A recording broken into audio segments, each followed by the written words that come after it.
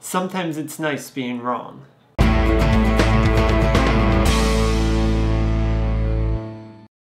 In this video, I'll be covering 2 episodes, Enemy at the Gates and Battle of Zaofu. These 2 episodes go hand in hand, the first one setting up this confrontation at Zaofu and the second one concluding it. And both episodes also have 2 storylines that we're following. One focuses on Korra and the direct confrontation with Kuvira, and the other one focuses more on like Bolin and Varric, with a little Asami third storyline thrown in, which I'll quickly touch on. So Asami meets with her father, basically thinking she's going to cut all ties to him and be done, but then she realizes how much she wants to have this relationship, wants to be able to fix it. I don't know where this storyline is going, if they're just trying to tie up a loose end from season 1 that the writers maybe feel like they never really got to conclude, or if this is going to have a larger impact in the second half of this series. So I don't really have any more comments about that storyline yet, so we'll see where that goes. My favorite of the 2 main storylines in these episodes focuses on Varric. Oh boy, I thought I loved Varric before. He is so amazing in these episodes. Some of the funniest moments of all of Legend of Korra come in these 2 episodes from Varric. He's trying to do this research. It seems like he has like original good intentions about making like a renewable energy source with these spirit vines, but then you find out Kuvira is actually wanting him to build a weapon. And he basically says, no, there's a confrontation. Julie basically turns to Kuvira's side. I'll talk about that in just a second.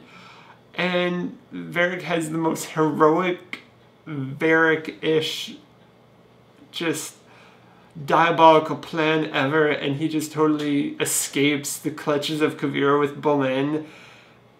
I'm so excited to see where they go with this, because my goodness, I hope he stays as integral in this season as he has been so far, because he is so much fun. Touching quickly on Julie, I'm going to guess it right now that she is still loyal to Varric and the world leaders and not loyal to Kuvira, and she's just playing the double agent right now. That's what I got. We'll see if I'm right. That's just an early prediction. But our main storyline focuses on Korra. She shows up with the Airbender kids in Zaofu, and it's really interesting. She seems like coming through her little ordeal in the swamp, she's tried to adapt this whole peaceful mentality and being very open to seeing other people's viewpoints and stuff. So that's really interesting, because I thought she would come in and basically be like, okay, we need to shut Kuvira down. But she doesn't. She very much tries to see things from her perspective and find a very peaceful, balanced solution about this. But then Kuvira will have none of it. Sue and her a couple of her sons jump the gun and try and assassinate Kuvira, which prompts basically war, which Korra steps in for, and we have this epic showdown between Korra and Kuvira. And here is where Kuvira is has one of the best villain moments in all of Avatar history. Kuvira steps out and challenges Korra basically for Zaofu. That if just fight one-on-one, if Korra wins, Kuvira will leave. If Kuvira leaves, she gets Zaofu. And then she turns to her army and addresses them in like the most epic speech, and just showcases her brilliance as a leader, where she's like, I'm gonna fight the Avatar because I wouldn't put any of you, my soldiers, in a situation that I'm not willing to do myself. And to Korra, she's like, you can use all 4 elements, you can go into the Avatar state, I don't care, we're fighting. And wow, that's just crazy. I don't think it's that much confidence in her own ability. To me, it really seemed like getting the confidence of her army, where it's like, yeah, I'm a great leader. I'm not gonna just throw you into harm's way. I will go into harm's way, and by that, you're gonna be inspired to stand for my cause. And I really felt like Kuvira maybe knew that she could die, especially if Korra went into the Avatar state.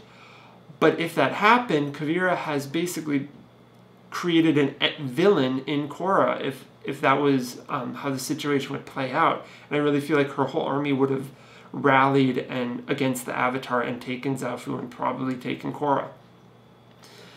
But that's not what happens. They fight, and we can still see Korra is a step behind, which I was so happy to see. Because that was a big worry of mine after Korra got the poison out, that she would just be back to her kick-butt self, just owning every fight she's in, and we'd get the old Korra back, which I didn't want. I wanted a new Korra.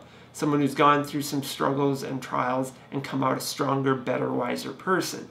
And in this episode, she starts out all like peace, like she's found maybe some kind of weird inner balance thing, but then it turns out she hasn't got her fighting skills back. She gets whooped by Kuvira.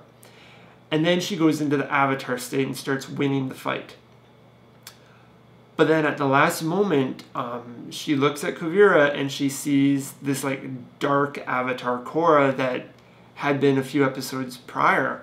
I thought we had seen the last of this because I thought there was maybe some connection between the poison being in Korra, but I think it is something more, something deeper, maybe something spiritual for Korra that she'll have to deal with and confront. I was very happy to see this. It shows that there is a lot more for Korra to go through, to learn, to adapt to find out about herself before she's back to normal. Jinora and another airbender come in to save Korra because Kuvira was about to kill her. And they all escape, but Kuvira takes Zaofu. Everyone, like all the heroes in like Sue and her family, are either in prison or sent to a re-education camp. And now Kuvira, and then Batar, who the fiance to Kuvira, is now working on the Spirit Vine weapon. I'm hoping he doesn't have enough information without Varric, but we'll see. I'm guessing he does. But now Kuvira has the entirety of the Earth Kingdom. So it'll be really interesting now seeing that she's accomplished her goal, at least what she said is her goal, uniting the Earth Kingdom under the banner of the Earth Empire. I think there's more goals that she has that we haven't seen yet. But it'll be really interesting to see where this pans out, how Tenzin and the president and the world leaders respond to this complete takeover of the Earth Kingdom. And Korra's back, so I'm really excited to see Tenzin and Korra's reunion and kind of where this goes from here.